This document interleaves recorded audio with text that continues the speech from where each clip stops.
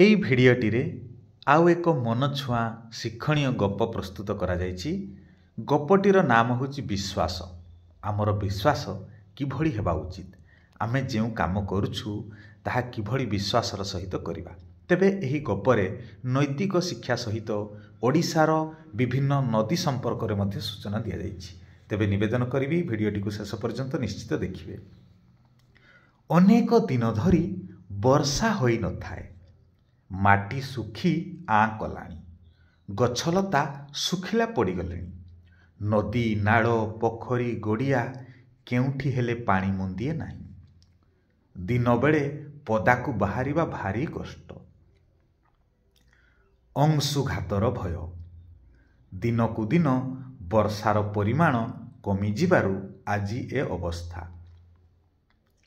ସାତକୋଶିଆ ବଣର ଜୀବଜନ୍ତୁ ଏକାଠି ହୋଇ ବିରାଟ ବରଗଛ ମୂଳେ ସଭା କରୁଅଛନ୍ତି। ସଭା ନୀରବ ଓ ଗମ୍ଭୀର। ସିଂହରାଜା ଆରମ୍ଭ କଲେ, ପ୍ରଜାଗଣ, ଆମେ ଜଙ୍ଗଲର ରକ୍ଷକ। ପକ୍ଷୀମାନେ ବିଭିନ୍ନ କୋଳି ଖାଇ ମଳତ୍ୟାଗ କଲେ ସେଥିରୁ ସହଜରେ ଗଛ ହୋଇଥାଏ। ହରିଣ ଭଳି ତୃଣଭୋଜୀ ପ୍ରାଣୀଙ୍କ ପାଟି ଲାଗିଲେ ଗଛ ନୂଆ ରୂପ ନିଏ। ହାତୀ ଶୁଣ୍ଢରେ ପାଣି ଆଣି ବିଭିନ୍ନ ଗଛଲତାର ଜୀବନ ବଞ୍ଚାଇ ଦିଏ।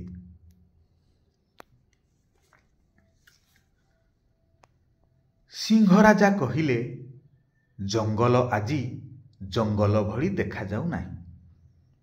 ଲାଗୁଛି ଯେମିତି ଆମ୍ବ ତୋଟା। ଯୁଆଡ଼େ ଦେଖିଲେ ଫାଙ୍କା ପଡ଼ିଆ ପରି ମନେ ହେଉଅଛି। ଗଛଲତା କମିଯିବାରୁ ବର୍ଷା ହେଉନାହିଁ। ତାପମାତ୍ରା ବଢ଼ିବାରେ ଲାଗିଛି। ରାଜା ଚତୁର ମହାମନ୍ତ୍ରୀଙ୍କୁ କହିଲେ, ଆଜି ସଭା ବୈଠକର ମୁଖ୍ୟ ବିଷୟ କ'ଣ? ଆଉ ଯଦି ଭିଡ଼ିଓଟି ଭଲ ଲାଗୁଥାଏ ନିଶ୍ଚିତ ଲାଇକ୍ଟିଏ କରିବା ଏବଂ ଏହିଭଳି ଶିକ୍ଷାପ୍ରଦ ଭିଡ଼ିଓ ପାଇବା ପାଇଁ ଆମ ଚ୍ୟାନେଲକୁ ସବସ୍କ୍ରାଇବ୍ କରିବା। ଚେଷ୍ଟା କରାଯାଉଛି ଯେ ବିଭିନ୍ନ ଗଳ୍ପ ମାଧ୍ୟମରେ ନୈତିକ ଶିକ୍ଷା ସହିତ ବିଭିନ୍ନ ସୂଚନା ପ୍ରଦାନ କରାଯିବ। ପୁଣି ଗପକୁ ଆଗକୁ ନେବା। ମହାମନ୍ତ୍ରୀ ବିଲୁଆ କହିଲା, ମଣିମା, ଦୀର୍ଘ ଦିନ ହେଲା ବର୍ଷା ହୋଇନାହିଁ। ଗାଧୁଆ ପାଧୁଆ ତ ଦୂର କଥା, ପିଇବା ପାଇଁ ପାଣି ମୁନ୍ଦିଏ ମିଳୁନାହିଁ। ଏଣୁ ଏହାର ପ୍ରତିକାର ଦରକାର। ରାଜା ମହାମନ୍ତ୍ରୀଙ୍କ କଥା ଶୁଣି ବଗକୁ ପାଣି ଥିବା ସ୍ଥାନ ସମ୍ପର୍କରେ ପଚାରିଲେ। ବଗ କହିଲା, ମଣିମା, ଲୋକମାନେ କହନ୍ତି ବଗ ଯୁଆଡ଼େ ପାଣି ସିଆଡ଼େ। ମୁଁ ସାରା ଓଡ଼ିଶା ବୁଲି ଆସିଲିଣି, ସବୁଠି ଦେଖୁଛି ଏଇ ପାଣି ସଙ୍କଟ। ବଗ କହିଲା, ମୁଁ ଅନୁଗୁଳ, କଟକ, ଜଗତସିଂହପୁର, ଝାରସୁଗୁଡ଼ା, ନୟାଗଡ଼, ବରଗଡ଼, ସମ୍ବଲପୁର ଜିଲ୍ଲାରେ ପ୍ରବାହିତ ହେଉଥିବା ମହାନଦୀର ଜଳସ୍ତର ଦେଖି ଆଚମ୍ବିତ ହେଲି। ଓଡ଼ିଶାର ବଡ଼ ନଦୀ ମହାନଦୀର ଅବସ୍ଥା ବି ସଙ୍କଟାପନ୍ନ। ରାଜା କଇଁଛକୁ ପଚାରିଲେ। କଇଁଛ କହିଲା, ମଣିମା, ମୁଁ ମୋ ପରିବାର ସହିତ ଓଡ଼ିଶାର ମୁଖ୍ୟ ନଦୀ ମହାନଦୀ, ବ୍ରାହ୍ମଣୀ, ବୈତରଣୀ, ଇନ୍ଦ୍ରାବତୀ, ଋଷିକୁଲ୍ୟା, ସୁବର୍ଣ୍ଣରେଖା, ବୁଢ଼ାବଳଙ୍ଗ, ବଂଶଧାରା ଆଦି ଭ୍ରମଣ କରିଅଛି। କେଉଁଠି ଧାରା ଶୁଖିଲାଣି ତ କେଉଁଠି ସ୍ୱଳ୍ପ ଦିନରେ ଶୁଖିଯିବ। ଗାଁ ସହର ସବୁଠି ମାଳ ମାଳ ଗଭୀର ନଳକୂପ ଖୋଳି ମଣିଷ ନଦୀର ଏ ଅବସ୍ଥା କଲାଣି।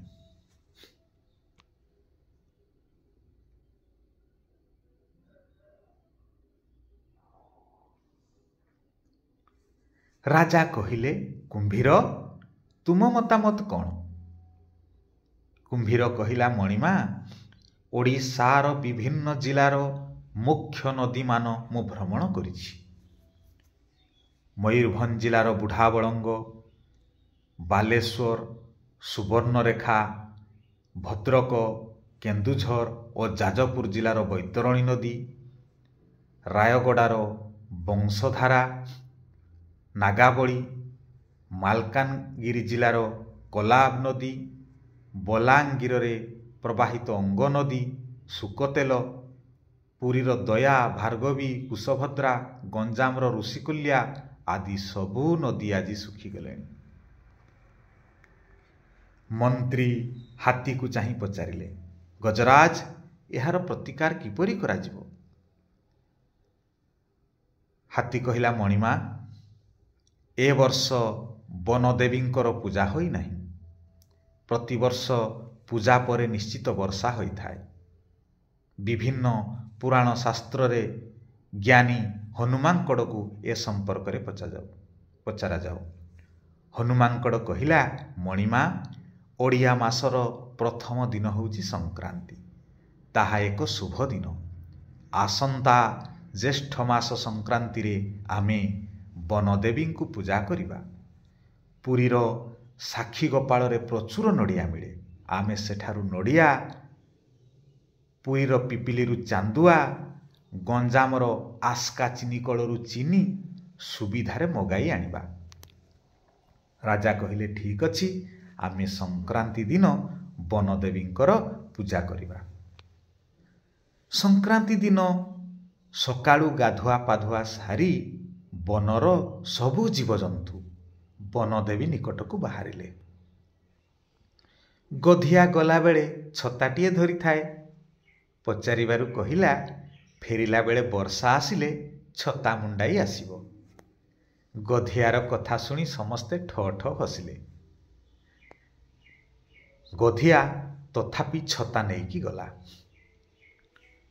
ସକାଳ 7 ଘଟିକାରେ ପୂଜା ଆରମ୍ଭ ହେଲା। ସମସ୍ତେ ଭକ୍ତିର ସହ ବନଦେବୀଙ୍କୁ ପୂଜା କଲେ। ନଡ଼ିଆ ପାଣିରେ ଦେବୀ ଗାଧୋଇ ପଡ଼ିଲେ। ମଧୁର ଶ୍ରୀଫଳ ଓ ନାରିକେଳ ଜଳ ପାଇ ମା ସନ୍ତୋଷ ହୋଇଗଲେ। ବନଦେବୀ ସନ୍ତୁଷ୍ଟ ହେଲେ। ଆକାଶରେ ହଠାତ୍ କଳାହାଣ୍ଡିଆ ମେଘ ଘୋଟି ଆସିଲା। ସମସ୍ତେ ବର୍ଷାରେ ଖୁସିରେ ଭିଜି ଭିଜି ନାଚିଲେ। ବର୍ଷା ଜମାରୁ କମୁ ନଥାଏ। ଗଧିଆ ରାଜାଙ୍କ ନିକଟକୁ ଛତା ଧରି ଗଲା। ରାଜା ପଚାରିଲେ, ତୁମର କ'ଣ ଏତେ ବିଶ୍ୱାସ ଯେ ବର୍ଷା ନିଶ୍ଚୟ ଆସିବ, ଏଣୁ ତୁମେ ଛତା ଧରି ଆସିଥିଲ? ଗଧିଆ କହିଲା, ମଣିମା, ମନରେ ଯେତେବେଳେ କୌଣସି କାର୍ଯ୍ୟ ପ୍ରତି ସମ୍ପୂର୍ଣ୍ଣ ବିଶ୍ୱାସ ଆସିଯାଏ, ସେତେବେଳେ ତାର ସିଦ୍ଧି ମିଳିଥାଏ। ସିଂହରାଜା ଗଧିଆର ପ୍ରଗାଢ଼ ବିଶ୍ୱାସ ନିମନ୍ତେ ଧନ୍ୟ ଧନ୍ୟ କହିଲେ। ଆଶା କରୁଛି ଗପଟି ଭଲ ଲାଗିଥିବ। ତେବେ ଏହାର ଶୀର୍ଷକ ରହିଛି ବିଶ୍ୱାସ। ଠିକ୍ ଏହିଭଳି ଆମେ ଯେକୌଣସି କାର୍ଯ୍ୟ କରିବା, ପ୍ରଗାଢ଼ର ସହିତ ବିଶ୍ୱାସ ରଖିଲେ ସେଥିରେ ଆମେ ନିଶ୍ଚୟ ସିଦ୍ଧିପ୍ରାପ୍ତ ହେବା। ଆଉ ପୁଣି ଥରେ ନିବେଦନ କରିବି, ଆମ ଚ୍ୟାନେଲଟିକୁ ସବସ୍କ୍ରାଇବ୍ କରିବା, ଲାଇକ୍ଟିଏ ନିଶ୍ଚିତ ଦେବେ। ଧନ୍ୟବାଦ।